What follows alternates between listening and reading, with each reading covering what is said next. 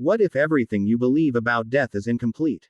At the exact moment a person takes their final breath, does something actually leave the body? For over a century, scientists, doctors, and spiritual traditions have searched for the same answer. Does the soul have weight? A shape? A color? And if consciousness survives death, what exactly are we? At the exact moment of transition, something invisible slips away. A final breath leaves the body, and then, stillness. Is this the absolute end of life? Or is it the quiet beginning of another journey? When the physical form stops, what is it that departs? Ancient Hindu wisdom calls it the Atman, the soul. Modern science calls it consciousness. Today, we journey beyond words, dogmas, and boundaries to explore the weight, shape, and colors of the soul, bridging the gap between ancient spirituality and modern science. Let's begin with a question that has quieted rooms and sparked debates for centuries. Does the soul have weight? Can we measure the intangible? In 1907, an American physician named Duncan MacDougall conducted an unusual experiment. He placed terminal patients on highly sensitive industrial scales, measuring their weight immediately before and after their final breath. According to his records, the body lost approximately 21 grams at the exact moment of death. The world came to know this as the famous 21 grams theory. Modern science, however, does not accept these findings. With small sample sizes and methodological limitations, the experiment remains a historical curiosity rather than scientific proof. As far as mainstream science is concerned, consciousness has no measurable mass. Yet, interestingly, ancient Hindu scriptures reached a remarkably similar conclusion thousands of years ago. In the Bhagavad Gita, Lord Krishna declares, "Weapons cannot cut it, fire cannot burn it, water cannot wet it, and wind cannot dry it."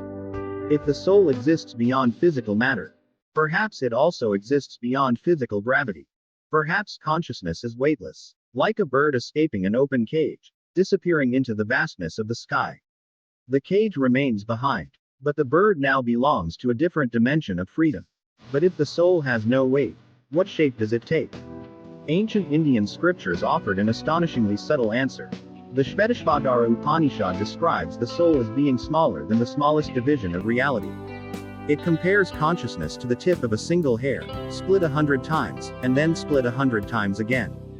This wasn't meant as a literal mathematical measurement, but as a poetic expression of unimaginable subtlety. Smaller than an atom, yet spacious enough to hold an entire universe. Modern quantum physics has flirted with similar microscopic mysteries. Physicist Sir Roger Penrose and anesthesiologist Drive Stuart Hameroff proposed the Orch-OR theory. They suggest that quantum processes inside microscopic structures within our brain cells, called microtubules, might hold the key to conscious experience. While highly debated and unproven, this theory opens a fascinating door. Perhaps consciousness is not a physical object at all. Perhaps it behaves like information, a field, or a subtle frequency. Music has no physical shape, yet it can fill and transform an entire room. Perhaps consciousness exists in much the same way, invisible, yet everywhere within us. And this brings us to perhaps the most beautiful mystery of all. Does the soul have a color? Ancient spiritual traditions often describe pure consciousness as Swayam Jyoti, self-luminous. A light that shines from within its own nature. Mystics across centuries and continents have reported visions of brilliant white radiance, golden halos, deep blue stillness, and violet transcendence. In Eastern energetic traditions, violet symbolizes the highest chakra, the seat of spiritual awakening. Deep blue represents the vastness of the cosmos and inner silence. Radiant white symbolizes absolute purity and unified consciousness.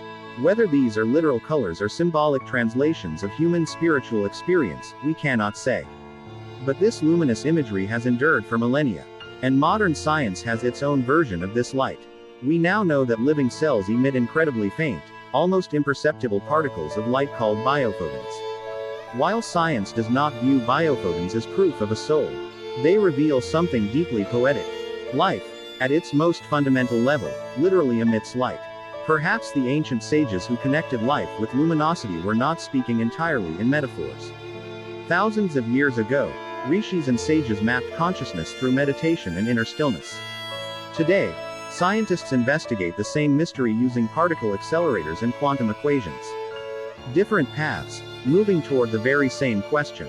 What are we? Albert Einstein famously reminded us that energy cannot be created or destroyed. It can only change form. Ancient spirituality expressed this exact law through the concepts of karma, rebirth, and the eternal, indestructible soul. So, what is the soul?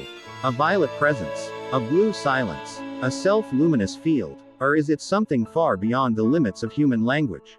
Weightless, because it is not matter. Subtle, because it exists beyond form. Eternal, because it belongs to the timeless. And perhaps, when you close your eyes tonight, and notice that quiet, observing awareness behind your thoughts, your memories, and your deepest emotions, you are not looking at the soul. You are looking through it.